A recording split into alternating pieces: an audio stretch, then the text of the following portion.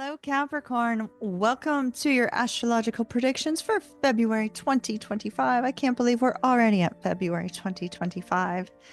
Oh my goodness, like the year just started and it moves so quickly. So, we're going to take a look at the transits and how they're going to affect those of you that have a strong Capricorn placement. And we're going to look at the various houses that these transits are in so that you'll have a deeper understanding of what's going on out in the sky and how it affects you personally. All right, Capricorn, let's dig deep. We start off with the sun, the sun's journey. The sun's journey is going to be shifting through the sign of Aquarius and then into Pisces. So it's going to be in Aquarius until the 18th.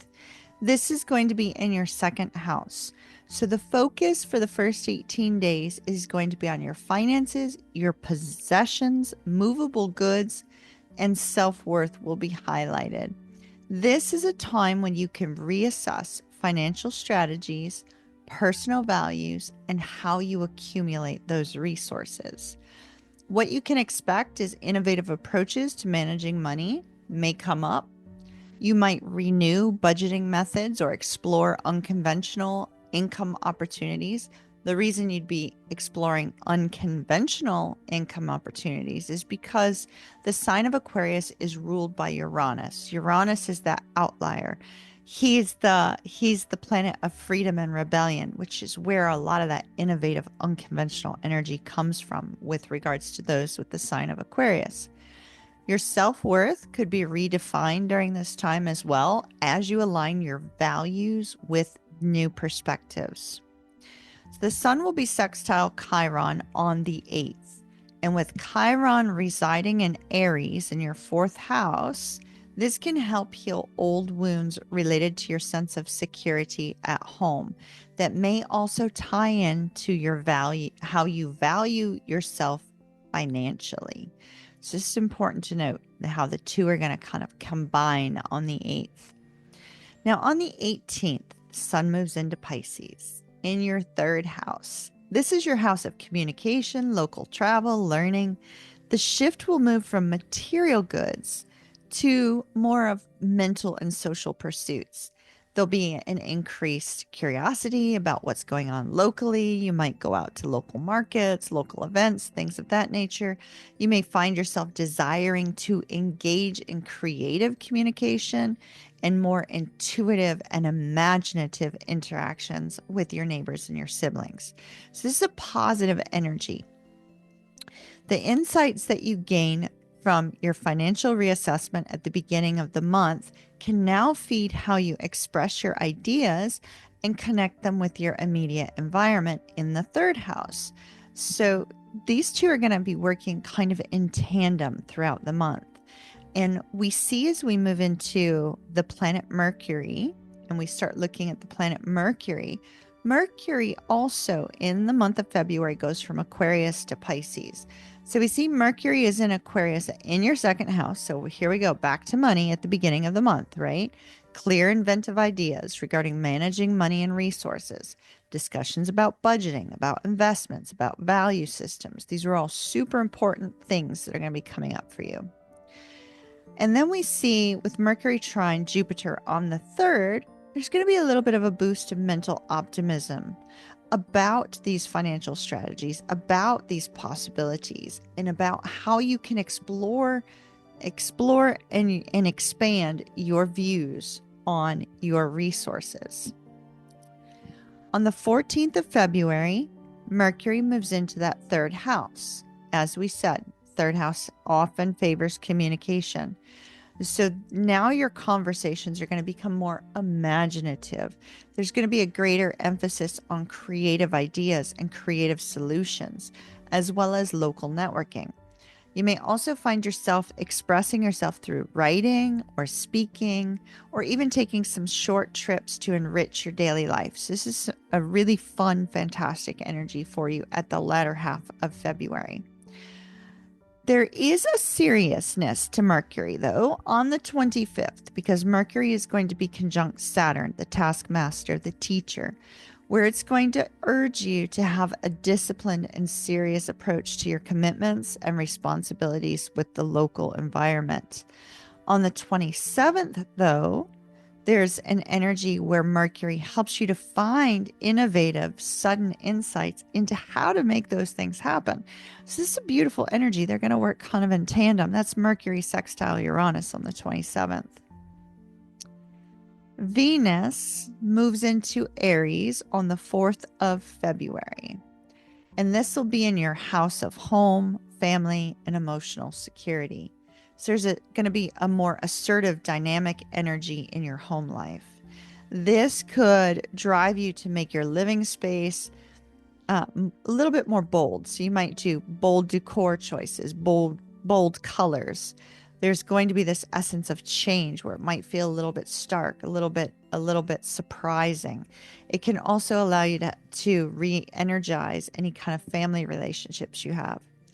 There will also be increased passion in matters of personal security and emotional expression at home.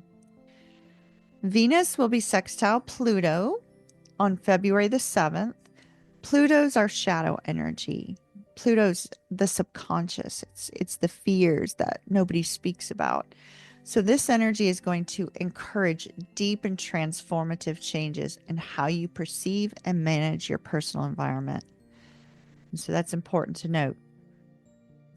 Mars is going to be in Cancer throughout the month of February. However, Mars is going to be slow moving. I'm talking slow, like put the brakes on kind of slow, because Mars is going to be retrograde until the 23rd.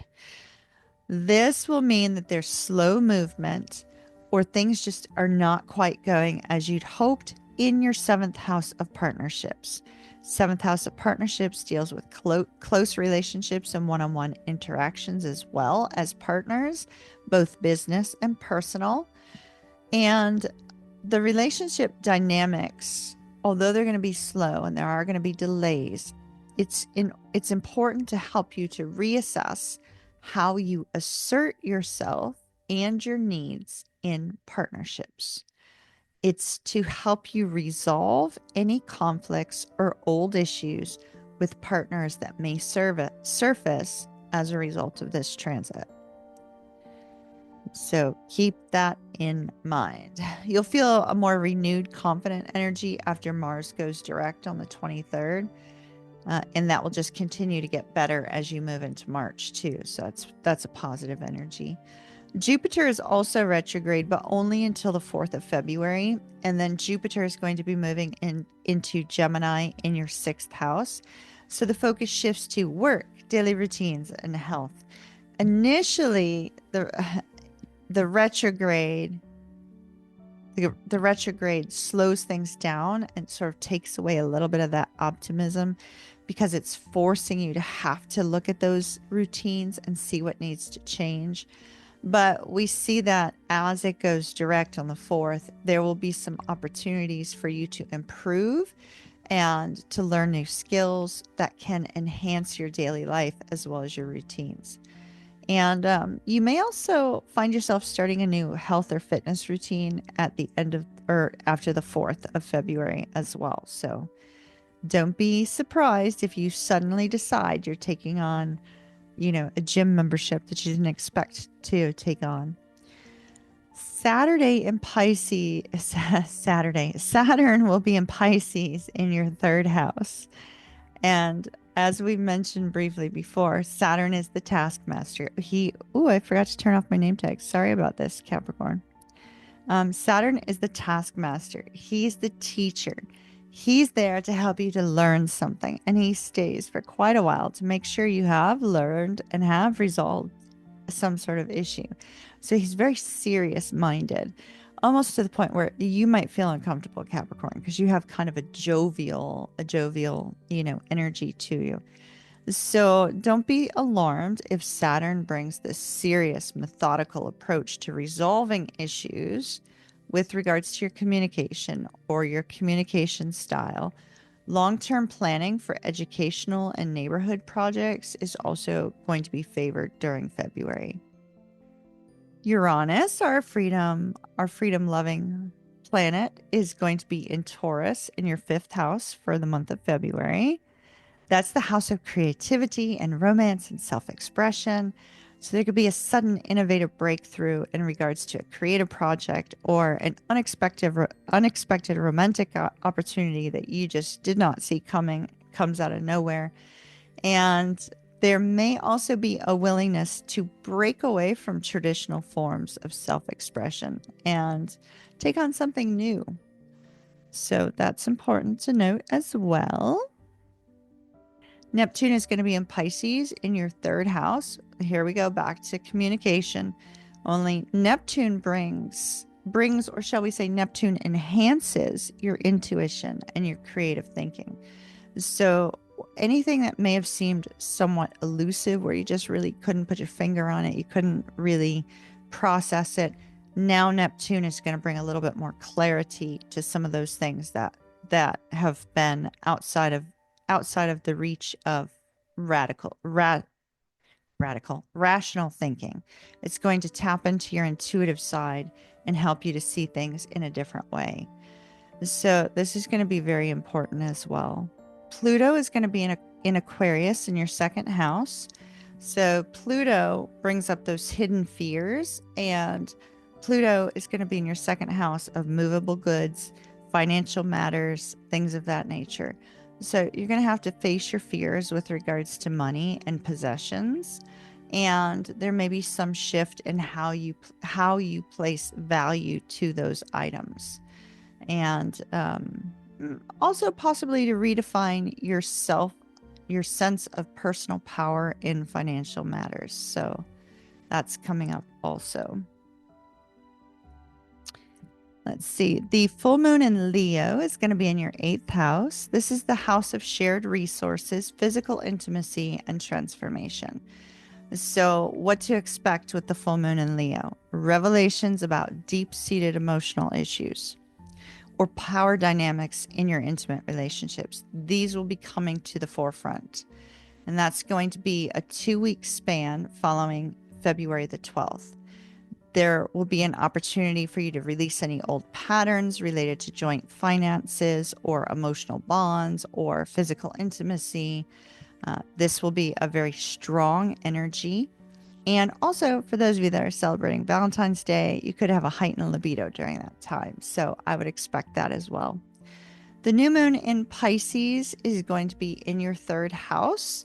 So the new moon is going to give you an opportunity for a fresh start with regards to setting your intentions, local travel, intellectual pursuits, communication, anything internet related, social media related. It's a great time to start something new in those areas. And also to place a focus on learning and connecting with your neighbors and siblings. That will be favored with the new moon. And the new moon transit is going to be at the end of February and lead in through most of March. So that energy will be following you into the following month. And we'll look at that a little bit more as we get closer to March. All right, Capricorn, mahalo nui loa. Love and light to you. Kiss, kiss from me. Mwah. And ta-ta for now. I'll see you later. Take care, my dears.